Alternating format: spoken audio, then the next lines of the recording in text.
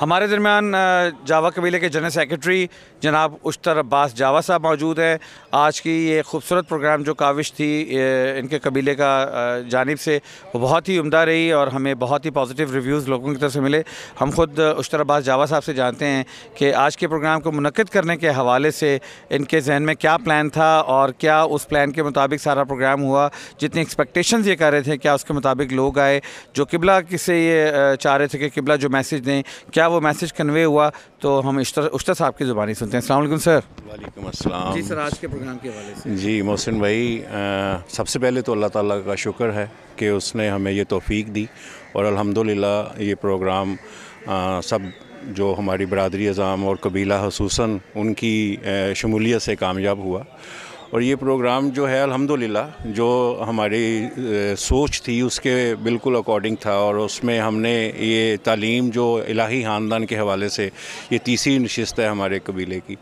और अल्हम्दुलिल्लाह हमारे साथ आगा मोहम्मद फ़ज़ल कुमी साहब जो हैं वो एसोसिएटेड हैं और वो उनकी ही ये मोटिवेशन है कि ये मुझे एक ऐसा जो आगाही प्रोग्राम की सिलसिला शुरू करना है जिसमें जावा कबीला ने उनकी इस बात पे लब्बैक कहा और आज ये अल्हम्दुलिल्लाह हमारी तीसरी नशिस्त थी और इंतहाई कामयाबी से ये अंजाम पजीर हुई है।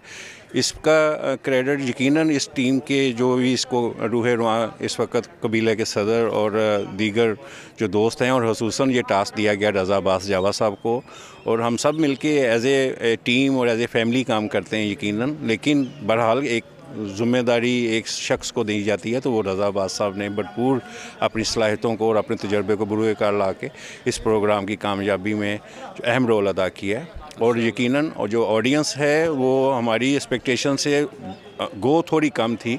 हम तवक्को करते थे कि हमें इससे भी ज़्यादा 50 से 100 अफराद ज़्यादा आएंगे।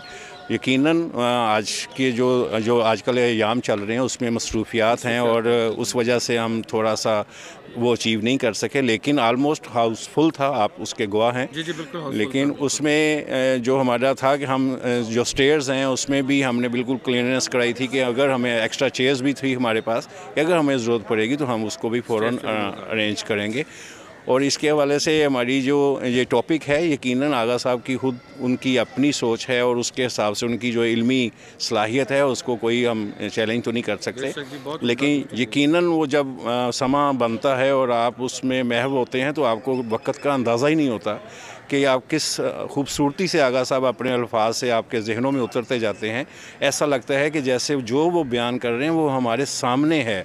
हम अपनी इस्लाह उसी वक्त वहाँ चेयर्स पे बैठे बैठे करना शुरू करते हैं और जो यकीनन बच्चे नए आए हुए हैं शादीशुदा हैं उनके लिए बहुत ज़्यादा उसमें मवाद मौजूद होता है, क्योंकि नई जब आपकी रिलेशनशिप होती है तो उसमें कुछ चीज़ों को जदीद दौर में हम जदीद तालीम तो ले रहे होते हैं लेकिन हम अपनी मोरालिटीज़ और जो तरबियत के मामले में थोड़े से हमारे कंसर्न्स हैं। तो ये ऐसी नशिस्तें होनी चाहिए और मेरा ये तमाम कौम से मेरी अपील है कि जब भी कोई भी कबीला ऐसे प्रोग्राम को जो ऑर्गेनाइज़ करे तो उसमें ज़रूर अपनी पार्टिसिपेशन किया करें। और ये यकीनन आज आप आते हैं और जब आप आते हैं तो आपके साथ दूसरे लोग भी यकीनन मोटिवेट होते हैं और आपका इसी तरह ही ये कतरा कतरा मिलकर दरिया बनता है। तो ये ज़्यादा लोगों का जितना आएंगे उतना ही हम उससे बसीयत कौम इस्तिफ़ादा हासिल कर सकेंगे। अल्हम्दुलिल्लाह हम बहुत मुतमिन हैं और अल्लाह का शुक्र अदा करते हैं और आगा साहब का भी दिल से शुक्रिया है कि जब भी वो पाकिस्तान में आते हैं और वो अपना इस कार्य खैर को बढ़ा चढ़ा के हमारे साथ शाना बशाना अपनी मुआवनत मुहैया करते हैं और हम ये अपनी कौम के लिए इस्लाही प्रोग्राम तरतीब देते हैं। बहुत शुक्रिया सर।